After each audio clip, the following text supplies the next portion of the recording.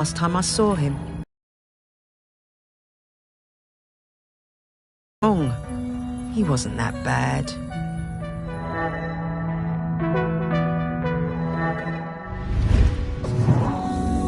Listen.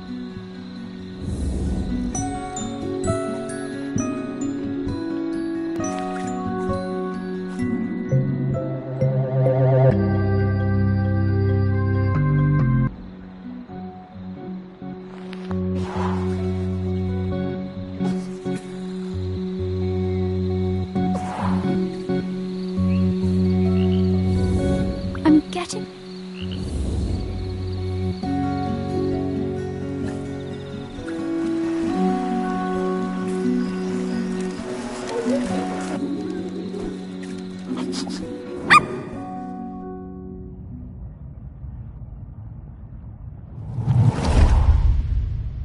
Miles and I came to Shelmerston for the Sheller Cup final. Miles was the world champion for ages. Greg, the campsite manager, was a huge Sheller fan. Always gave us the best pitch on the campsite. Miles was up early every morning, training for the big race. Greg would always be lurking in the background, taking photos. It became rather annoying. How many photos did he need? Oh God, and one time he turned up at our barbecue and wouldn't leave. The man could not take a hint. So, race day arrives and Greg is there with his camera, of course, getting in everyone's way. So Greg leans out into the track as the pole and Kwasi flies past him to win the race. Miles was absolutely gutted. He definitely would have won it.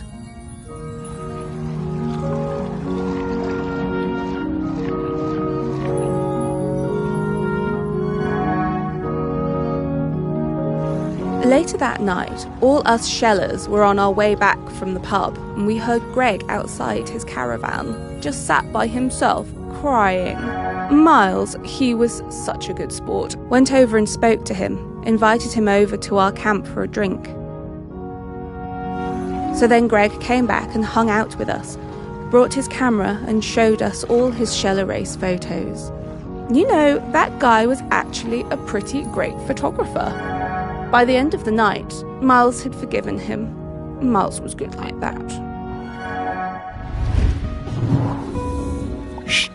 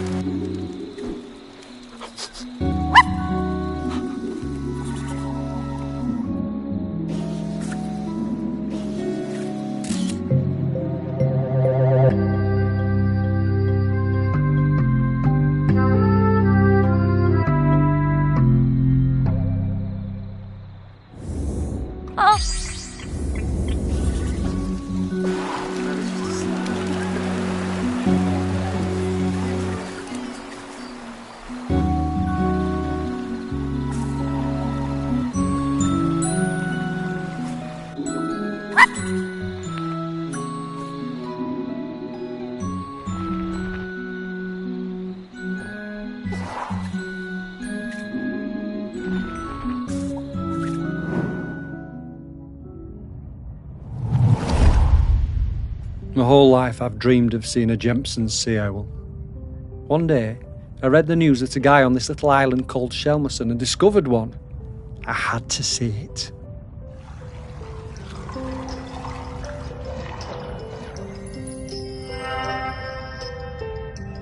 The only B&B on the island booked up really fast, so we decided to stay at the temporary campsite set up by the guy who discovered the sea owl, Greg Litherland. The atmosphere was amazing. There were twitchers from all over the world come to see it. Greg had given the owl a name, David Abrahams. A bit weird, but I guess he was the one who found it. And because it had no mate, it was lonely, and he'd made a model female owl out of concrete. That was quite impressive. I got to know Greg a bit during my stay. He really seemed to resent all the noise and fuss on the island. His island, as he thought of it. And the irony was that he was the one who'd got everyone excited about coming to Shelmerston. Greg told us he'd take us up in groups to the Owl's Nest site, but I snuck up early with my camera. It saw me and it flew off hooting and I didn't get a picture. I was gutted. I had to make do with a picture of the model. It wasn't the same.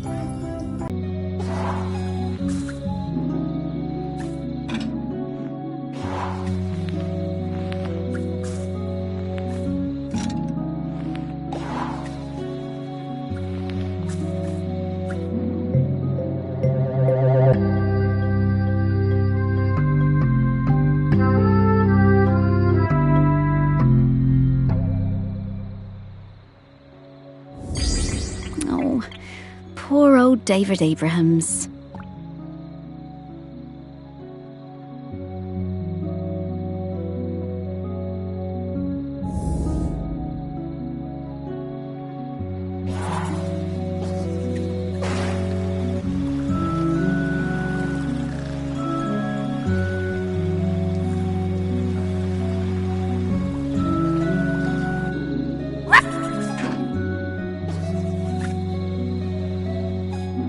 Tent is a bit bright, but that means the kids can always see it.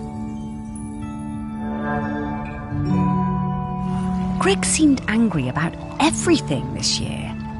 He told us our tent was outside.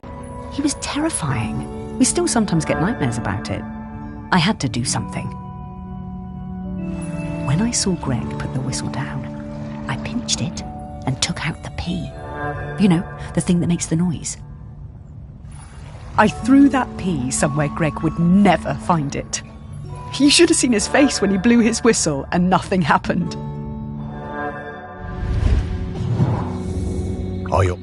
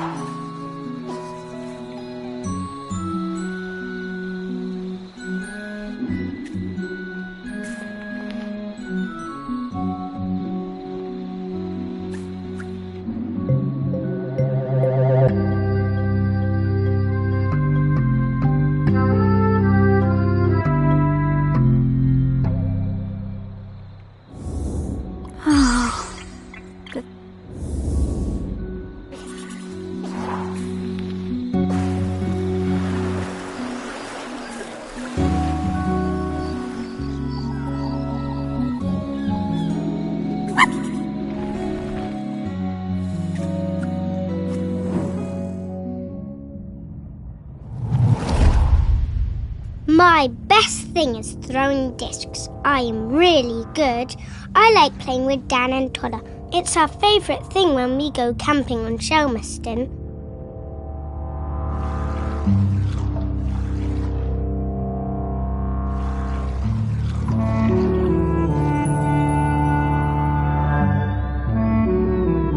One time, Greg Litherland came up the beach, all red-faced like an angry tomato. He pointed at a sign. It said, "No throwing games." He was yelling and shouting at us. He told me to give him my disc, but I wouldn't. I threw it high up into the air. And it went bang into a massive bird. Then the bird fell into the sea. I felt so awful. I never meant to hurt the birds. The whole thing was terrible. Mr. Litherland was screaming. He waded into the sea, picked up that bird and carried it back to the beach. He was crying and crying. I'm sorry, Mr. Litherland.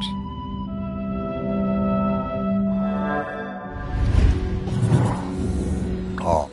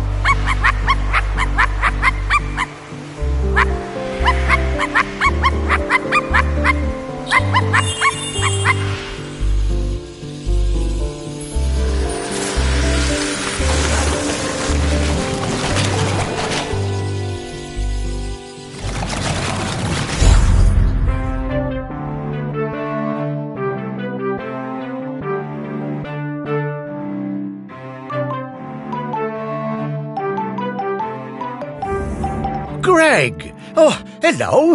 Morris, what are you doing here? Hi. Yeah, Greg. Oh, What- you. Well, now. Oh, isn't it? yeah, what- No. Fine. Thanks.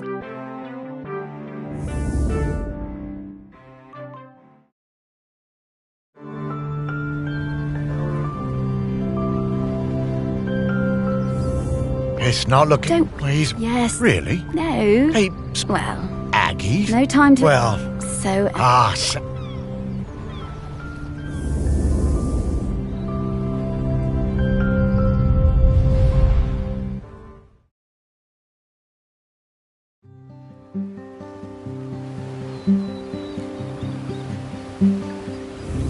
Why does- I love... Oh. Certainly, Oh, I don't know. Does it? Oh, Yes. not.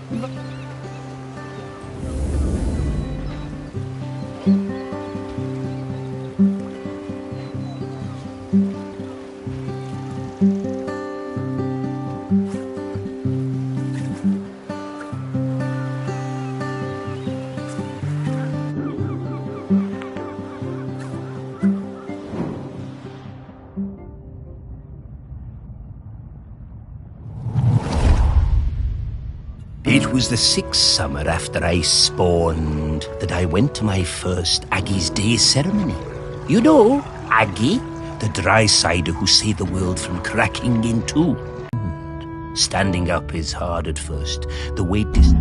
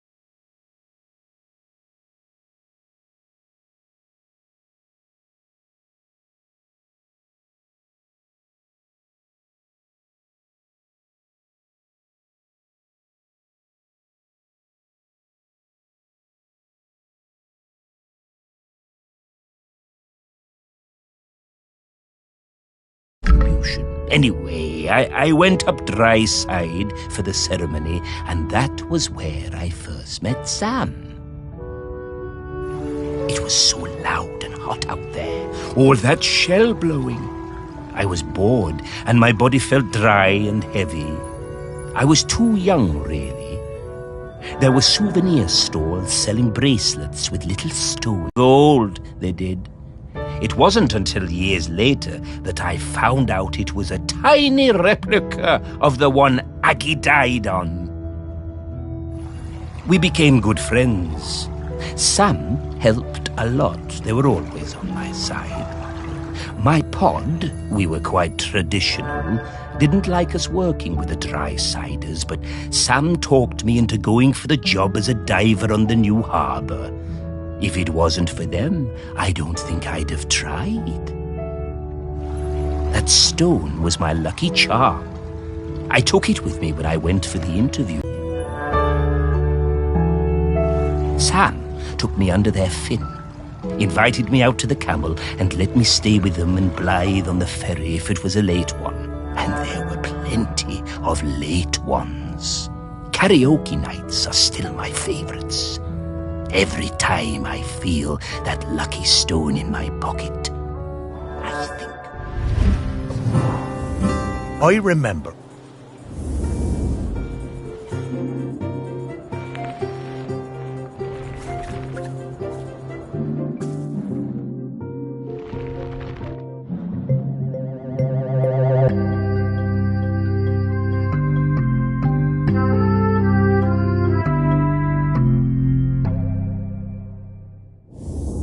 Oh, magic stones?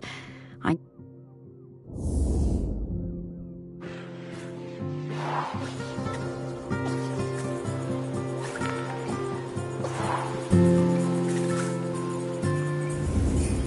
getting...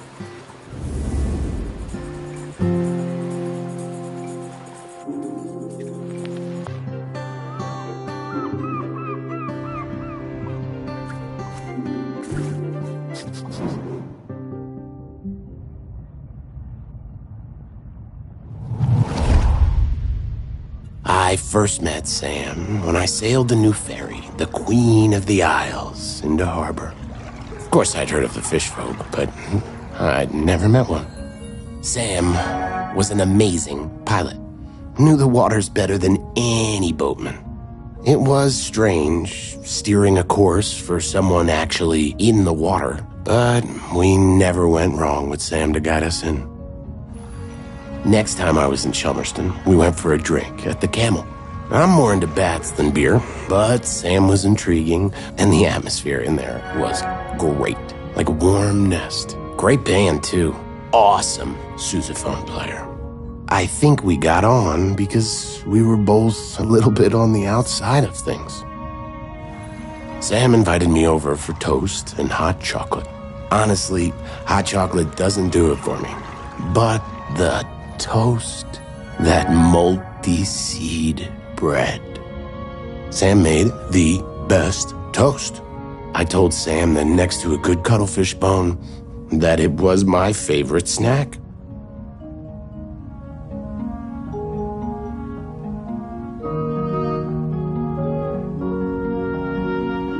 I stayed over. In the morning, we went for a walk along the beach. And just as the sun was rising, I took them flying on my back. We went up and looked down over the islands. Sam wasn't scared at all. They said it was like swimming through the air. It was on the next trip to Chelmerston. We just sighted land when Sam's head popped out of the water right beside my berth and passed me a fresh cuttlefish bone, carved especially for me. When we moved in together, it was the best day of my whole life. I put that cuttlefish bone on my bedside table within beak reach. I still look at it every day, every single day.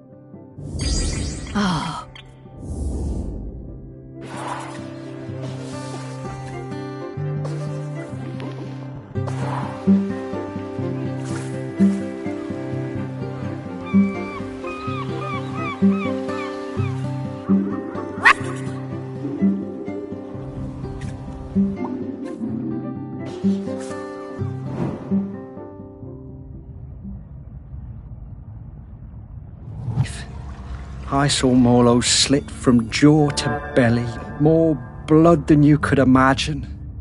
I didn't sleep for months after. But you grow up, don't you? I never felt it right that we was killing Morlos, but what could I do about it? I was just a fisherman. One day I see Samfire, the new harbour officer, handing out leaflets on the quayside. Stop that, Col.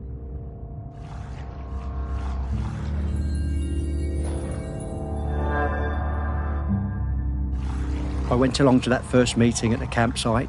Greg Litherland was one of the other organisers. It was beautiful. So much hope around that campfire.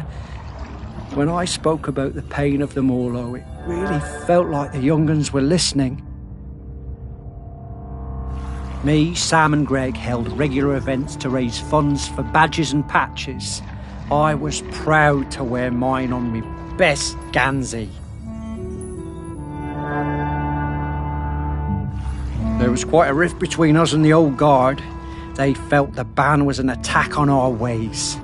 Sam and me took a load of the fishermen out for a beer, and Sam made them listen. They really respected Sam. We got most of them on our side that way. By 87, we finally felt like we had enough support to push for change. So the week before the Morlo showed up, we organised a mass dying on the beach. There were loads of us lying down on that sand. Islanders, fishermen, fish folk all together. And the press showed up, and the mainland TV, and for the first time in 500 years we stopped that Col. I'm so...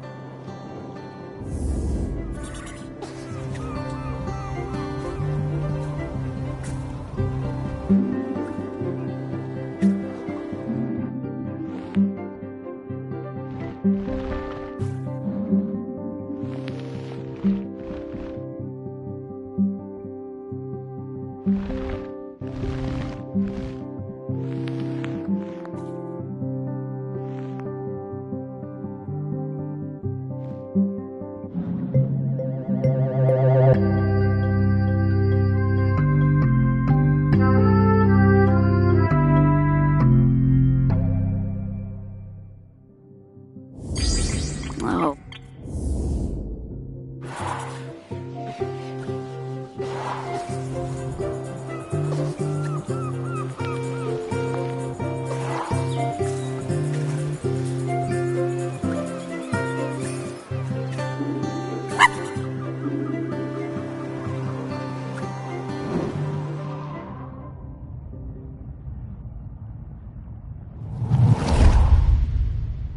By the time Sam started as the harbour controller in '79, the fishing industry in Shelmiston was on its arse. No way to compete with those factory trawlers from the mainland, was there? Couldn't moor those things anywhere near the island, even if we had them. Of course we were all smuggling, stands to reason, done it? There was no money. All those old fishing sheds on the quay, the ones the tourists like, were falling down. Old place looked, pardon me, like a tip. There was a lot of trouble at first. Sam trying to stick by the rules and catch us out any way they could, and us trying any which way to give her the runabout. Wasn't easy, mind you. She was smart, that Sam. You never knew when they were going to pop her head out of the water beside your tub. And to be fair to Sam, some of them smuggling boys were bad uns. Worse stuff than booze on some of them boats, and that's the truth. Probably no bad thing Sam put a stop to it. But in time, Sam started to see how things were, how we do things, and we came to an understanding of sorts. If Sam turned a blind eye to a bit of the decent stuff, the harmless stuff, then we'd report the worst of it. I mean, we all want to keep the seas safe, stands to reason. Plus Sam was partial to a bottle or two of the sheep shank on occasion. Oh yeah. Sam was sharp as a gutting knife. They made us hand over some of the, shall we say, dividends to fix up the quay. All them sheds and that. Make them into something we'd be proud of. Turn things around for Shelmiston, that did. Now we get more of those tourists since the big ferry started, and they love a day out on a boat. Can takes them all out, he does. At the same time, Sam organised a kind of work-sharing thing with the fish folk. Got some of them to swim along with the fishing boats, help them locate the biggest shoals. Gave those big trawlers with all their fancy radar gear a run for their money. We'll never be big players in the fishing down here. But thanks to Sam, we held our own. I reckon.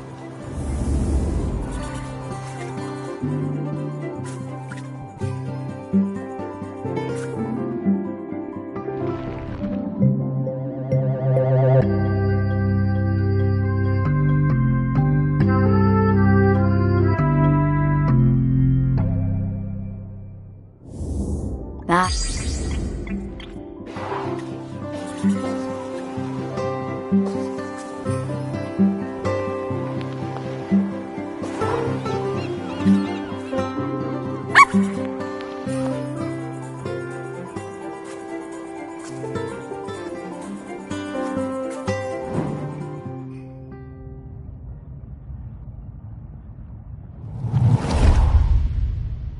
I swim with a pod south of the Fire Isles. I believe the dry-siders call the larger one Shelmaston.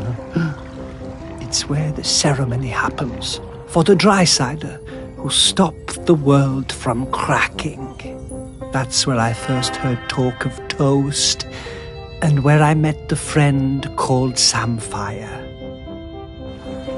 I did not believe it at first. A food which snaps so dry. Then one morning at sunup, I followed the ship and caught a blackened slice as it arced into the water. This was the start of my lifelong love of toast. I saw Samfire on the dry side and came up out of the sea to ask them for toast. They asked me to put on some pants, but I refused to denigrate myself with dry-side fabric. No matter, I had brought some shiny coins with me that I found on the seabed and secreted in my swimming falls. Sam took me to their parents' toast shack, but they refused to serve me without clothes. They also told me that my shiny coins were unsuitable, too old. So Sam lent me some trousers, and I swept the toast shack in return for crispy slices. Sam taught me some of the ways of the dry-siders, but to be honest, I'm only interested in the toast. I never wanted to eat anything else. Sam understood this. I spend my nights swimming through the black waters of the deepest ocean trenches. By day, I come up onto quayside and fill up on the finest crusted seedy bloomer, almost black, no butter.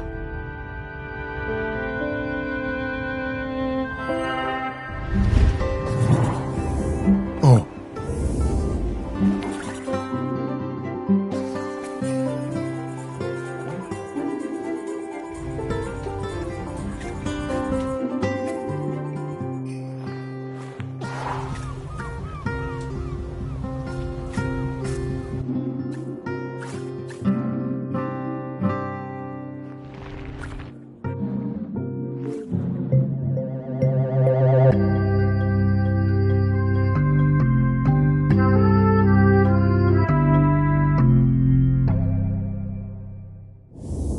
Listen.